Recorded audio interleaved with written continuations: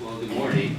So, Travis Kusman with Emergency Medical Services, and Desnita, as you were just talking about growing up in India, it prompted a thought in my mind, which was that I grew up in southern Arizona, and when I was contemplating moving with my spouse to Northern California, one of the first thoughts that went through my mind is, wow, it's going to be really cold up there. I wonder if I'm going to acclimate. And lo and behold, it's not quite as cold as I thought it was, and so I've been able to acclimate, and going back to Arizona reminds me of all of the concerns that heat brings along with it. You also asked about sharing of information and stories, and so I had the pleasure this morning of meeting two of my colleagues in the county's Office of Sustainability, and as random conversation would have it, one was sharing with me a story about a hot day here in the Bay Area and the number of folks that were actually seeking cooling measures or refuge from that by going to a public pool, and the fact that that pool had numbers being handed out for the guests that had a capacity, and those numbers were going up well into the 140s. And so I'm going to share with you a unique perspective. It's really just one perspective from emergency medical services within county health. This is a very broad and complex issue, but of course, that pool line, in my mind, as a paramedic over many, many years, begs the question of, that's a capacity that's probably well beyond what that pool normally sees. Do they have lifeguards there? If so, how many lifeguards are there? Did they staff up for this particular day? What does it mean if the number of people in the pool went from 45, maybe as an average census, up to 150 for them? And oh, by the way, a lot of those folks in line were young people, but what about the elderly folks that probably came with them to the pool who were covering for mom or dad while they were at work and standing out in the sun as they wait for entrance, right, with no shade? So this issue is really far-reaching, and that's just one of many. So I was asked to talk about something that's current.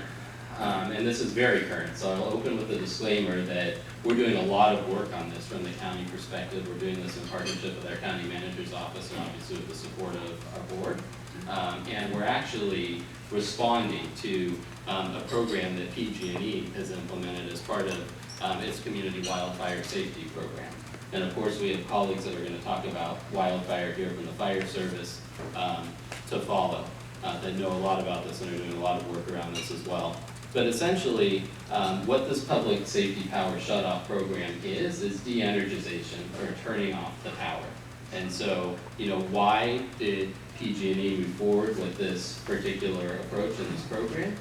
Because they've had responsibility attributed to them for several of the recent wildfires that we've all seen in Northern California. So this is a really difficult thing because on the one hand, where it's been clearly established that causation for some of these wildfires entails trees coming in contact with active power lines during high wind, shutting off the power also has ramifications. We have folks that are dependent on power for a lot of different things, including their basic healthcare needs.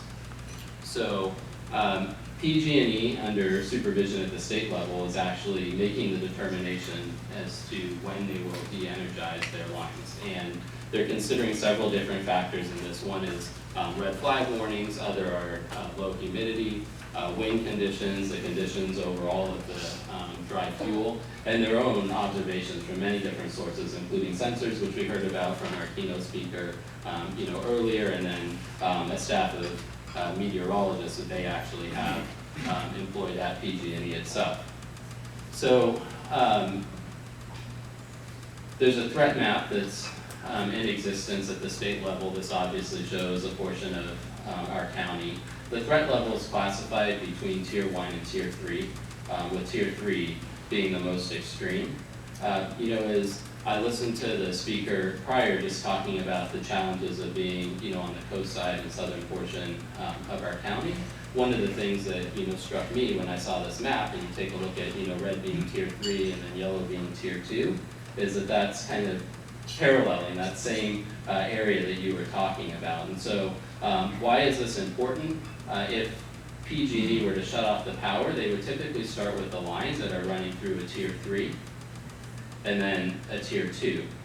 What's been found when they've actually enacted this plan, which has happened in Napa and Sonoma, and some other places in Northern California, so this is real, it's not just a hypothetical that this could happen, it has happened and it will continue to happen, is that those areas would lose power first. Those are also areas that are difficult to access, and it's harder for us to respond to folks that are in need based upon a number of conditions. Their plan from the PG&E side, as they've described it, would be to re-energize where they would be able to attain the greatest good for the greatest number. And so you can imagine if you cut power in a tier 3 or a tier 2, it's possible that a tier 1, kind of the urban metro areas, would have a downhill, if you will, impact from that. And so as they re-energize, you would see the power coming on in the more densely populated areas and then moving back towards, for example, like Costa in our community. And to do that safely, they have to go line by line, junction by junction, and make sure that it's safe to put the power back on. So, what are we thinking about from a health and an EMS perspective? We're thinking about first responder safety. We know that folks have installed generators in their homes, some that have been proactive, but we also know that if those aren't connected properly, there's a risk of retrograde flow. So, here you're responding, you think maybe the power's out, and in fact the power's going in the opposite direction of what you thought. Traffic safety, we have a speaker on the agenda that's going to talk about the implications of this, but no power, you can imagine that traffic signals are down. It makes it very difficult for public safety, whether it's law, our fire first responders, or our ambulance crews to get to where they need to go if there's not traffic control. How do we get the fuel to be able to get there in the first place? To get fuel out of the ground, in most circumstances, requires power. So we think about generators, a lot of them run on diesel power. Again, it's the same challenge. You have to refuel a generator, you somehow have to get the fuel out of the ground. From our own perspective, in the county, we know that there's been a move towards electric vehicles, which is great in terms of reducing the carbon footprint. But some folks, including our own staff, who now commute in electric vehicles on a day-to-day basis, may not be powering them with solar. They may be dependent on the grid to be able to power those vehicles. So will they be able to get to work? And what does that mean for other people and overall productivity in our community if they can't commute, which is so prevalent in the Bay Area? Failure of air conditioning systems is obviously a problem. We saw some real examples of that and heard about them in the keynote presentation. And then of course moving water requires power as well, as does moving sewage. So backups or lack of distribution in those systems is obviously critical to health and well-being. Hospitals, skilled nursing facilities are required now to have generator backup. This is a change from the time of the incident that was highlighted earlier at a facility up in the North County of San Mateo. However, again, if there's an extended outage, are we going to have enough fuel to be able to continue powering those generators? Boarding care homes are exempt from generator requirements, and so certainly it's possible that you have excessive heat there. I can think of any number of calls as a first responder that I went to, particularly in the East Bay, where I walked into one of these facilities and the temperatures are well over 120 degrees with medically fragile folks. Inside, so as I look in the mirror every morning, I see more and more gray hair, so that reminds me that we do have an aging of the population, a graying of America, and certainly we see those same sort of changes here within our population in San Mateo County. The data on who these folks are and who's dependent upon power is actually relatively scarce. There's two primary sources that we can go to get that. One is the Medical Baseline Program, and one is Empower Data. Empower Data provides data on Medicare beneficiaries that are dependent upon power. It's available from the federal government.